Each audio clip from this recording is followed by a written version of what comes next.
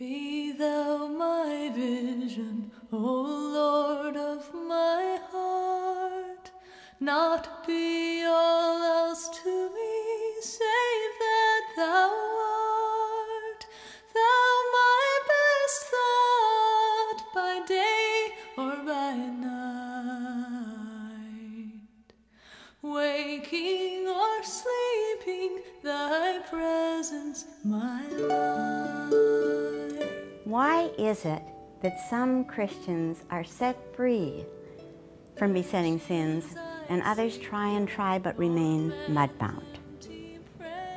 They want to overcome their anxieties. They want to get along better with their children. They want to lose weight.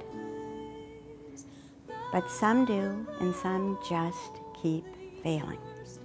My dear friend Leslie Vernick was here last summer, and she is an author and a counselor and a very wise woman, and she said that when she studied counseling, they always taught them to address the heart idols so that people could get set free. And I said, but even when you do that, Leslie, isn't it true that some are set free and some are not? She said, yes.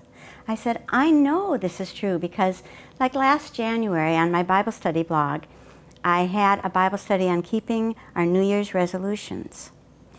And I had the biggest sign-up I'd ever had. And everybody wanted to lose weight. But by the middle of January, most of them were gone. So why is it? Why is it that some are mudbound and some get free? And out of the overflow of her mouth, Leslie quoted A.W. Tozer. She said, true spirituality manifests itself in certain dominant desires. These ever-present, deep-seated wants are sufficiently powerful to motivate and control a life. I said, what are those desires, Leslie? She said they want intimacy with God. They want to experience God. They want to love Him and serve Him and glorify Him. They don't just want what He can give them. Often we say we love God, but what we really love are His gifts, His blessings. We are not in this marriage for better or for worse. What He wants is for us to love Him for Him and not for what He can do for us. Do you remember the question He asked Peter 3 times after the resurrection? Do you love me? Do you love me? Do you love me? Always reminds me of Tevye and Fiddler on the Roof, when after 25 years he wonders if Goldie loves him. And he says, Goldie, do you love me? She says, well, I wash your shirts and I make your meals. And he says, but do you love me? You know, that is what Jesus asks of us. Do you love me for me or just what I can give you? It is so easy to love Him for His gifts, for His gifts are wonderful. Just look at this creation. The whole world, the psalmist says, is filled with the glory of God. This is my granddaughter, overwhelmed with the sunset up here.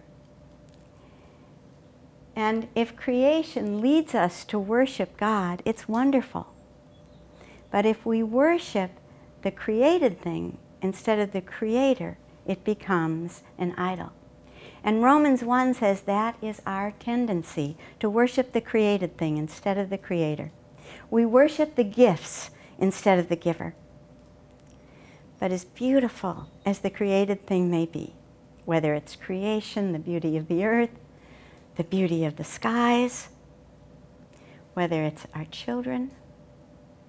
These are my 4 granddaughters that were all born in one summer, and I'm very tempted to worship them.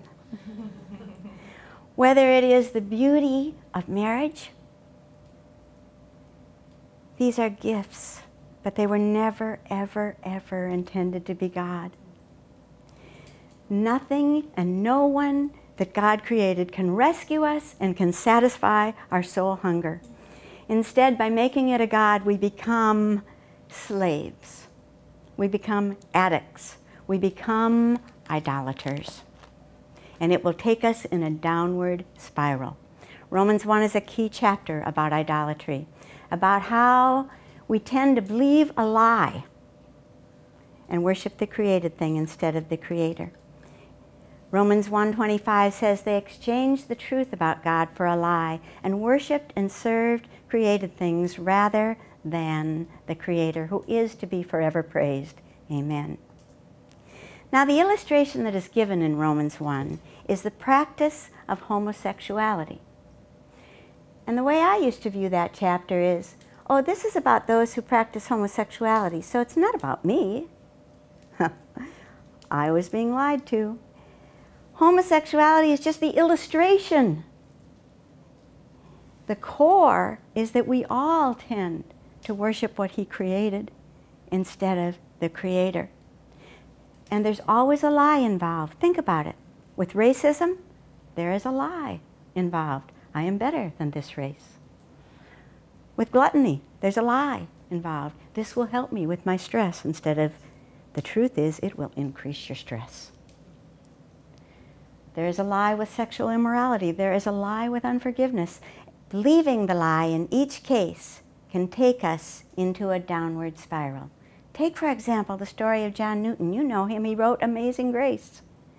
But it took him decades, though he was a believer, to wake up to the lie he was believing, that the Africans he was kidnapping and stacking like bags of grain on his ship were not really people. John Newton even prayed to God to help him find Africans to kidnap. And he wrote a letter to his wife Polly when he was on the slave ship. And he said, I feel like Noah, cooped up with so many unclean creatures, but in a smaller space. That lie took him in a downward spiral. Thank God Jesus Christ rescued him and opened his eyes to his idol lies, because it has made a huge difference in our world. Romans 1 isn't just about the practice of homosexuality. It's about any lie that leads us into sin and into a downward spiral, because the more we give in to sin, the more it grasps us tighter and tighter and tighter. You have reached the end of the first half of Lesson 3. Please proceed to the proper link as Dee concludes her message, Why Only Some Will Be Set Free.